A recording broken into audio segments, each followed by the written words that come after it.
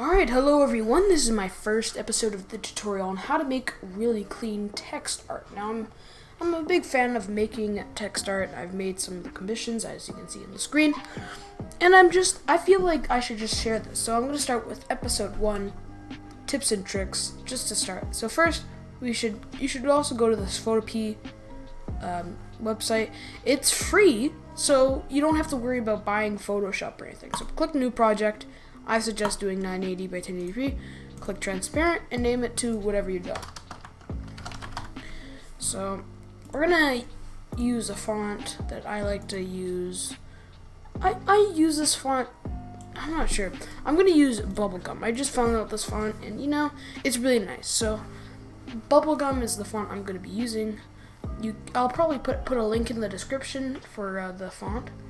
Anyways, back to what we're saying. So I'm just going to type in name, and we're going to enlarge that. So I'll just show you some tips and tricks. Not really that complex stuff. It'll just make some cooler stuff based on your preference. So first thing you can do is that if you click text, obviously you can make text. You can select it, change the size, change it to regular bold. You can make it to this, and then you can also go to warp. Warp is the first thing I'll teach you about. Warp basically changes the arc on this thing. Now I can make it like this. You can change each angle. It's kind of like yelling from like a person's mouth, which I'm not a huge fan of that. You could use that for some gaming thumbnails. And then this one changes the bottom one, the vertical one. So it changes that to make it more like a Star Wars logo and stuff like that. So for now, we're not going to worry about the vertical one or the horizontal, but more of the bend. The bend one I personally prefer just because, it's really cool to play around with. So I'm just going to do 10 for bend. Now, if we want to change the text color, we can just go to text and you see this little black square. You can change it to whatever we would like. So for me, my favorite color is green, so I'm just going to choose the green and choose, just a lighter shade of green.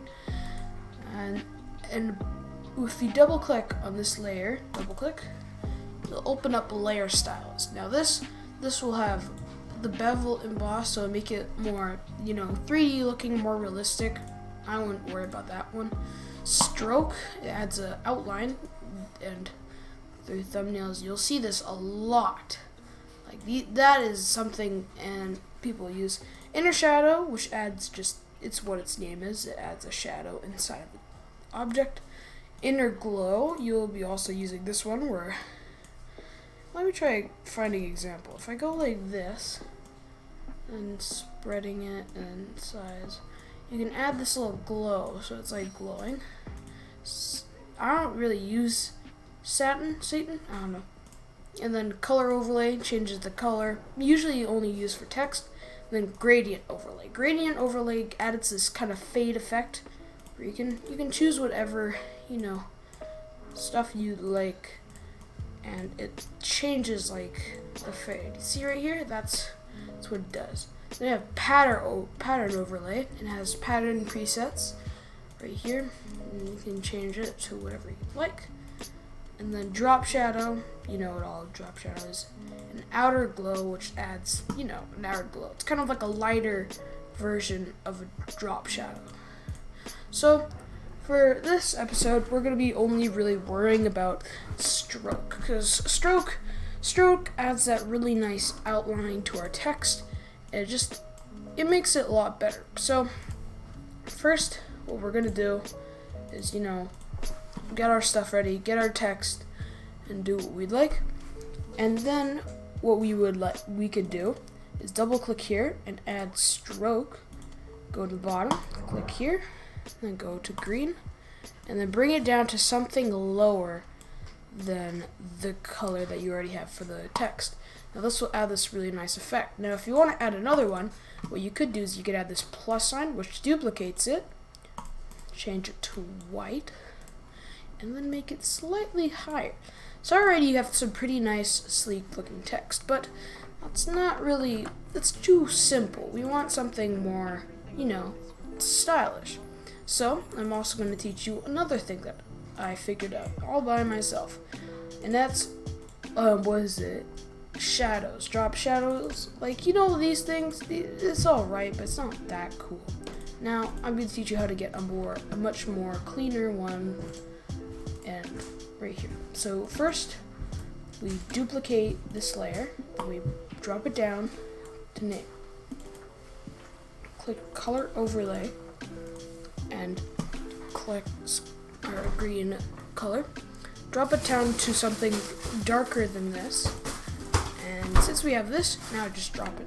Hold shift and move it down ever so slow. Whoops.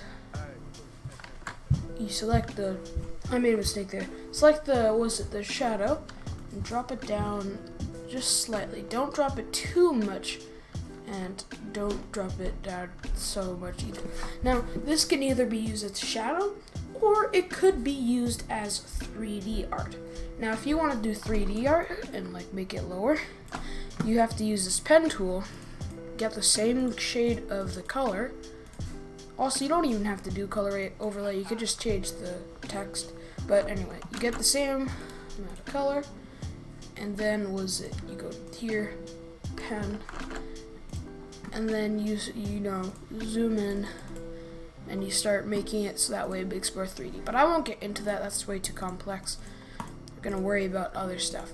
Now, since we have this, we could click both of them by holding shift. So shift right here, so click this, and then shift, press right click, and then convert to smart object, and then that will group it all, resetize, so that way it's just one. And then double click again, and we could add a stroke. Now, just turn that down, so like this. Make sure the stroke is darker than the shadow and the top one, so darker than both. And then make here. And wow, we already have some pretty nice looking text right here. Now, this is probably going to be it for this episode. Just telling you the basics and stuff. I'll get in more detail in the next episode. Other than that, see you later, guys. Hope you